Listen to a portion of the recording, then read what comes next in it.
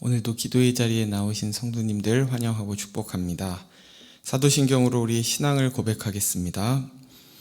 전능하사 천지를 만드신 하나님 아버지를 내가 믿사오며 그 외아들 우리 주 예수 그리스도를 믿사오니 이는 성령으로 잉태하사 동정녀 마리아에게 나시고 본디오 빌라도에게 고난을 받으사 십자가에 못 박혀 죽으시고 장사한 지 사흘 만에 죽은 자 가운데서 다시 살아나시며 하늘에 오르사 전능하신 하나님 우편에 앉아 계시다가 저리로서 산 자와 죽은 자를 심판하러 오시리라.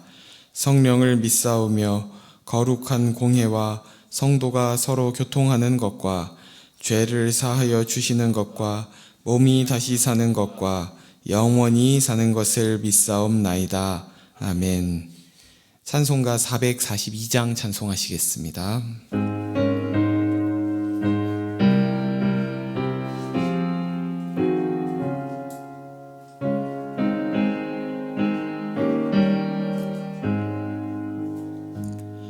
저 장미꽃 위에 있을 아직 맺혀 있는 그때에 귀에 은은히 소리 들리니 주 음성 분명하다.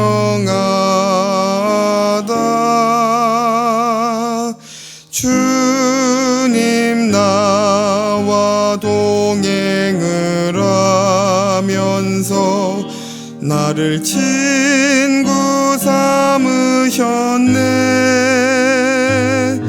우리 서로 받은 그 기쁨은 알 사람이 없도다. 그 청아한 주의 음성 우는 새도 잠잠케 한다. 내게 들리던 주의 음성이 늘 귀에 쟁쟁하다. 주님 나와 동행을 하면서 나를 친구 삼으셨네. 우리 서로 받은 그 기쁨은 알 사람이 없도다. 밤 깊도록 동산 안에 주와 함께 있으려 하나. 괴로운 세상에 할 일 많아서 날 가라 명하신다.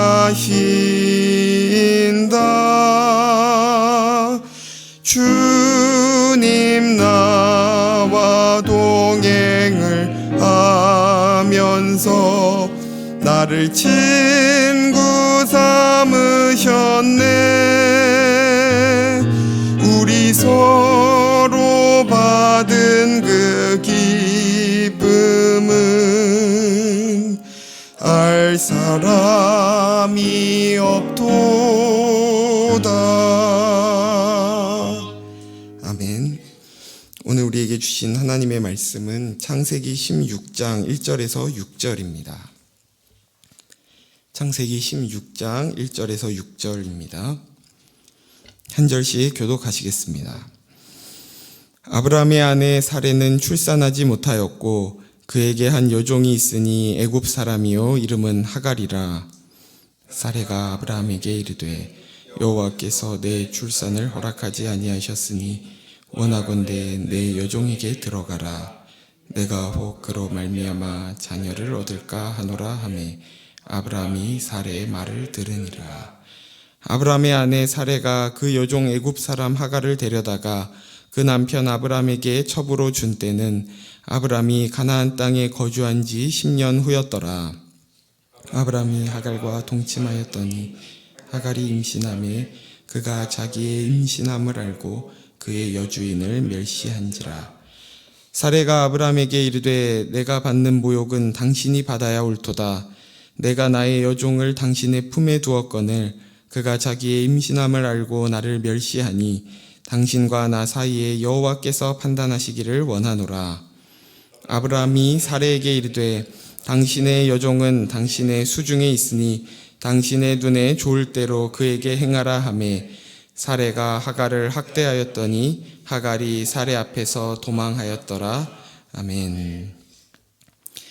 본문 앞에 15장에서 자녀가 생기지 않던 아브라함은 하나님께 내 종 엘리에셀이 나의 상속자가 될 것입니까? 라고 물었고 하나님은 아니다. 내 몸에서 날 자가 내 상속자가 될 것이며 내 자손이 하늘의 수많은 별들과 같을 것이라고 말씀하셨습니다. 그리고 횃불 언약을 맺으시는데 짐승들을 반으로 쪼개고 그 사이로 하나님을 상징하는 횃불만이 지나가므로 하나님께서 그분의 명예와 생명을 걸고 그 약속을 반드시 이루실 것을 확증해 주신 것이었죠. 그러나 도무지 자녀가 생길 기미가 보이지 않는 막막한 현실은 사례로 다른 마음을 품도록 만드는데요. 1절을 제가 다시 읽겠습니다. 아브라함의 아내 사레는 출산하지 못하였고 그에게 한 여종이 있으니 애굽 사람이요 이름은 하갈이라. 아브라함의 아내 사레가 출산하지 못했다는 것은 곧 하나님의 약속과 동떨어진 그녀의 현실을 보여줍니다. 당시 가정에 대를 잇는 문제는 굉장히 중대한 문제였고 또 자녀가 없던 노부부에게 자녀가 생기기를 간절히 고대하는 것은 너무나 당연한 것이죠. 그러나 사레의 불임은 단지 그러한 문화적이고 인간적인 차원에서의 문제만이 아니라 하나님께서 이들을 부르시고 이들을 향해 계획하신 바가 성취되지 못할 수도 있다는 하나님의 언약의 문제와 결부되어 있는 것이었습니다. 그리고 이런 문제는 우리의 삶에서도 동일하게 일어납니다. 우리의 기대와 소원대로 되지 않은 현실을 보며 그 현실 자체로 낙심하기도 하지만 그 낙심 이면에는 과연 이런 나의 현실 가운데 하나님이 일하고 계시는가? 나에게 주신 하나님의 약속이 지금도 이루어져 가고 있는가라는 하나님에 대한 의심으로까지 이어지게 된다는 것이죠. 이처럼 눈앞에 펼쳐진 어둡고 막막한 현실은 하나님의 약속이 마치 아무것도 아닌 것처럼 보이게 만들고 그래서 하나님을 신뢰한다고 하면서도 결국 내 살 길은 내가 찾아야 한다는 두려움 가운데 내 계획과 내 방식을 쫓게 되는 것이 우리의 모습이고 오늘 사레의 모습이기도 한 것입니다. 그렇게 사레는 하나님의 약속에서 멀어질 때 그녀의 여종 하갈에게로 눈을 돌리게 됩니다. 하나님의 약속을 붙잡는다는 것은 어떤 면에서 우리를 굉장히 작고 초라하게 느껴지게 하는데요. 아브람과 사레가 한 해 한 해 나이가 들수록 그저 하나님의 때를 기다리는 것 외에 할 수 있는 것이 아무것도 없었던 것처럼 우리를 향한 하나님의 계획을 위해 내가 무엇을 해야 하는지 잘 몰라 우리는 불안하고 초조해지는 것이죠. 그렇게 하나님의 약속에서 멀어질 때 사레의 눈에 하갈이 들어온 것처럼 우리 역시 내가 소유하고 있고 내가 당장 통제할 수 있는 어떤 것으로 위안을 삼고 그런 현실을 극복해 보고자 하기도 합니다. 2절에 사레는 아브라함에게 이런 현실을 타개할 수 있는 아주 그럴듯한 방법을 제안하는데요. 우리 2절을 함께 읽겠습니다. 시작. 사레가 아브라함에게 이르되 여호와께서 내 출산을 허락하지 아니하셨으니 원하건대 내 여종에게 들어가라. 내가 혹 그로 말미암아 자녀를 얻을까 하노라 하매 아브라함이 사레의 말을 들으니라. 먼저 사레의 말을 자세히 보면 누가 누구의 출산을 허락하지 않았다고 하나요? 여호와께서 내 출산을 허락하지 않으셨다고 합니다. 지금 이 가정의 문제에 대한 책임을 모두 하나님의 탓으로 돌리고 있는 것이죠. 그리고 이처럼 책임을 회피하고 남을 탓하는 모습은 첫 인류였던 아담이나 오늘 사례나 또 우리에게나 타락한 인간에게 모두 동일하게 나타나는 모습이라는 것을 보게 됩니다.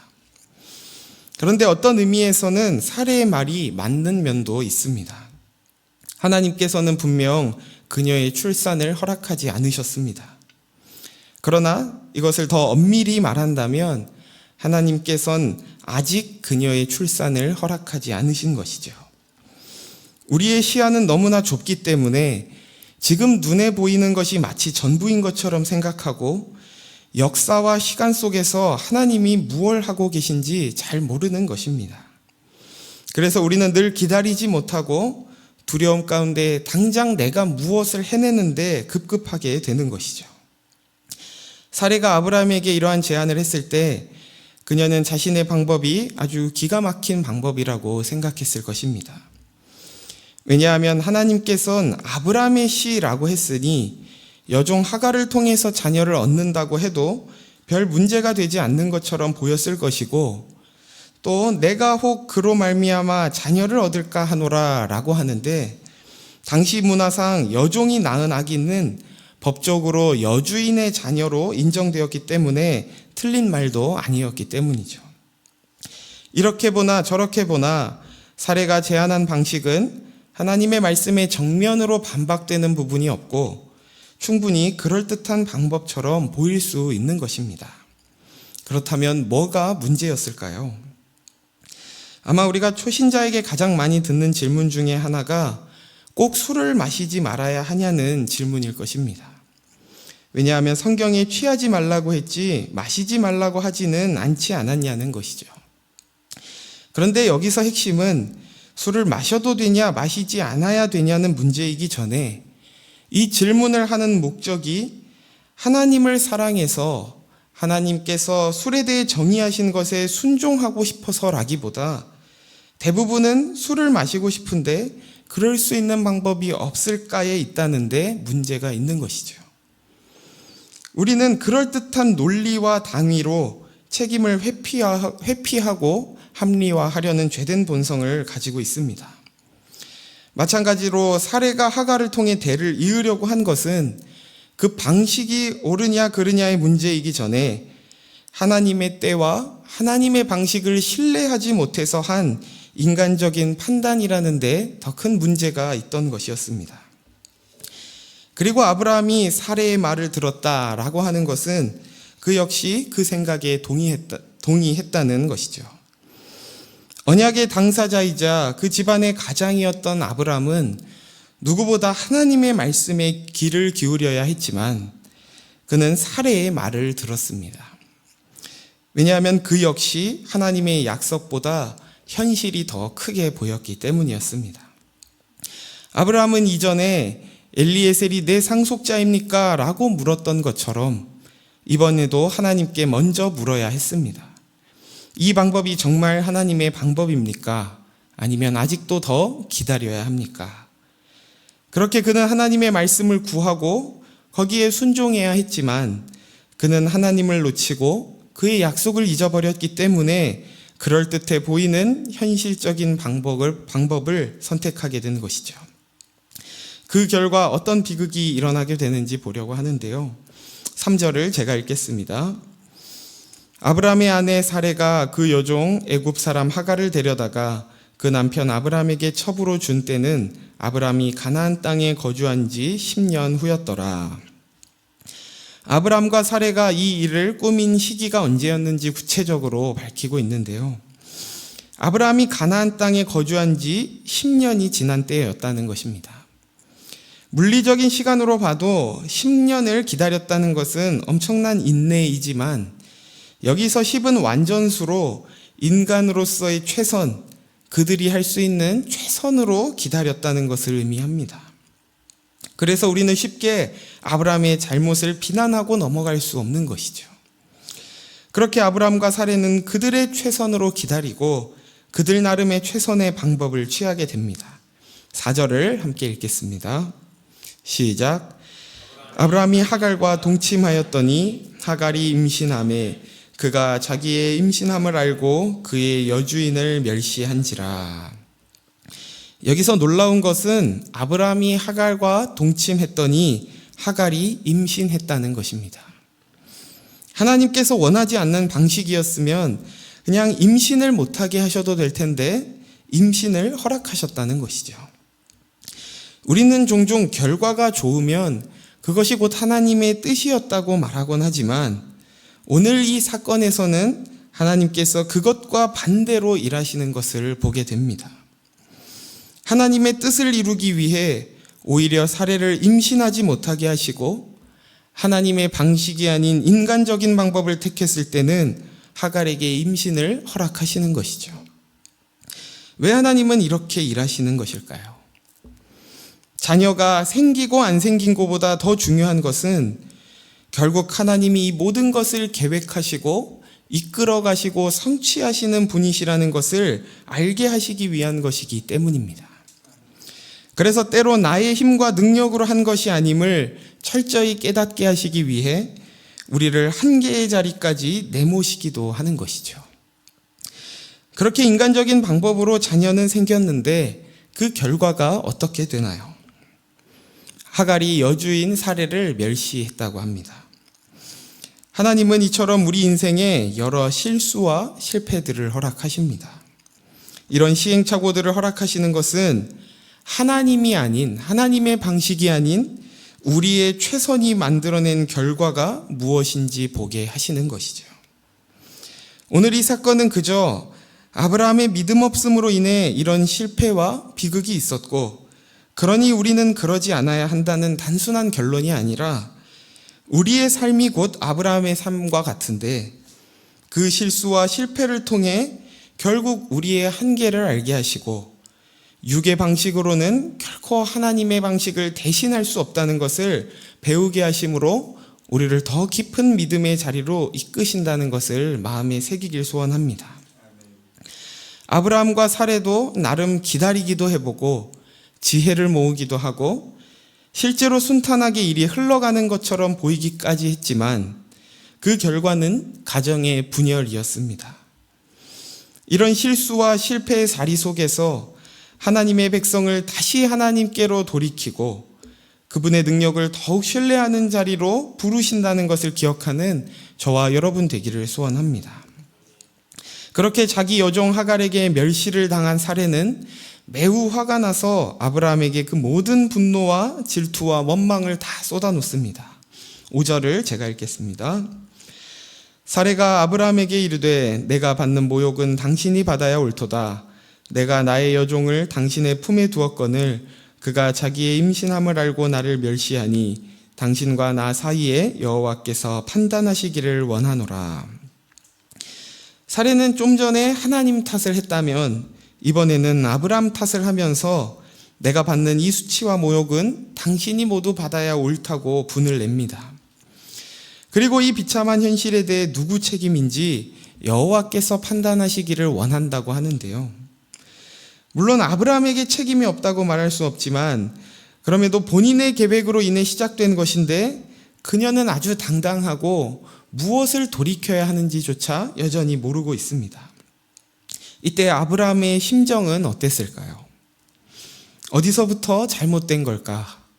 어쩌다 우리 집이 이렇게 된 걸까? 매우 당황스럽고 고통스러웠을 것입니다. 아브라함이 사례에게 하는 말을 보면 그 역시 분별력과 책임감을 완전히 잃어버린 상태였다는 것이 드러나는데요. 우리 6절을 함께 읽겠습니다. 시작. 아브라함이 사례에게 이르되 당신의 여종은 당신의 수중에 있으니 당신의 눈에 좋을 대로 그에게 행하라 하며 사례가 하갈을 학대하였더니 하갈이 사례 앞에서 도망하였더라. 사례에게 당신의 라는 말을 여러 차례 반복하면서 당신의 눈에 좋을 대로 그에게 행하라고 하는데 그것은 사례가 어쩌면 듣고 싶어 했을 말일지 모르지만 사실 아브라함에게는 책임 회피성 발언입니다. 아내의 뜻대로 하면 하갈에게 어떻게 할지 불보듯 뻔한데 자신이 모든 것을 책임지고 감당하겠다고 하는 것이 아니라 일단 그 상황을 모면하기 위해 가장으로서의 책임을 내던지는 것이죠. 그렇게 사레가 하갈을 학대하고 하갈은 사레 앞에서 도망치게 됩니다. 이로써 가정의 완전한 분열이 일어나게 되는 것이죠. 다시 이 비극의 시작이 어디서 비롯되었는지 생각해보고 말씀을 정리하려 하는데요. 사실 여기에는 탓할 요소가 아주 많이 등장합니다. 자손을 주시겠다고 하고 빨리 주시지 않은 하나님 탓을 할 수도 있고, 여종을 통해 대를 잇겠다는 아이디어를 낸 사례를 탓할 수도 있고, 거기서 제대로 판단하지 못하고 그렇게 하도록 허용한 아브람 탓을 할 수도 있고, 또 아이를 가졌다고 주인을 멸시한 하갈을 탓할 수도 있을 것입니다. 그러나 이 문제는 누가 잘못했냐의 문제가 아니라 근본적으로 하나님의 약속보다 현실을 더 크게 보는 인간의 한계와 결과를 보여주는 사건입니다. 하나님은 하나님의 일을 이루시기 위해 그분의 때에 그분의 방식대로 일하십니다. 우리가 마주한 막막한 현실 가운데 나와 상황에 초점을 맞추는 것이 아닌 다시 하나님께 돌아가 그분의 약속을 기억하고 붙드는 저와 여러분 되기를 소원합니다. 하나님은 우리의 실수를 허용하시고 그렇게 우리의 최선이 나은 결과가 무엇인지도 때로 경험하게 하십니다. 그렇게 우리가 만들어낸 것과 하나님이 만드시는 것 사이에서 하나님을 택하는 것 외에 다른 길이 없음을 깨달을 때까지 우리를 인내하시고 또 기회를 주십니다. 그렇게 오늘 우리에게 주신 이 말씀을 기억하며 삶의 여러 기회 속에서 하나님의 약속을 붙들고 승리하시는 저와 여러분 되길 예수님의 이름으로 축원합니다. 이 시간 말씀을 생각하며 세 가지 기도 제목으로 우리 함께 기도하길 원하는데요. 먼저는 하나님의 약속을 잊어버리고 인간적인 방법으로 삶의 문제를 해결하려는 연약한 우리를 긍휼히 여겨달라고 기도합시다. 두 번째로는 영적 리더인 나의 불신이 내가 속한 곳에 아픔과 비극을 초래할 수 있음을 알게 하시고 또 영적 분별력을 갖게 해달라고 기도합시다. 마지막으로 교회를 위해 기도할 때는 우리 1교구 사여다락방을 위해 기도하길 원하는데요. 말씀을 사모하며 서로를 위해 중보하고 하나님의 사랑 안에서 기쁨을 누리게 해달라고 우리 나눈 이 세 가지 기도 제목과 또 각자 개인의 기도 제목을 가지고 함께 기도하시겠습니다. 하나님 아버지 감사합니다. 오늘도 우리를 이 자리에 부르셔서 또 주의 말씀을 통해 우리를 향한 하나님의 일하심과 뜻을 깨닫게 하시니 감사합니다. 오늘 이 아브라함 가정에 일어난 비극을 보며 하나님의 약속을 놓치고 우리 눈앞에 보이는 현실을 붙잡을 때에 또 인간적인 방법을 택할 때에 일어나는 일들을 이 시간 통해 우리가 무엇을 진정 회복해야 하는지 깨닫게 하시니 감사합니다. 하나님, 우리는 끊임없이 나에게 초점을 맞추고 내 상황에 초점을 맞추지만 그 모든 것 너머에서 모든 것을 주관하고 다스리시는 주님을 바라보게 하시고 그 약속을 붙들게 하여 주옵소서. 하나님, 우리는 날마다 그 하나님을 놓치고 인간적인 방법을 통해 내가 내 삶을 책임져야 한다는 두려움 속에 살아가는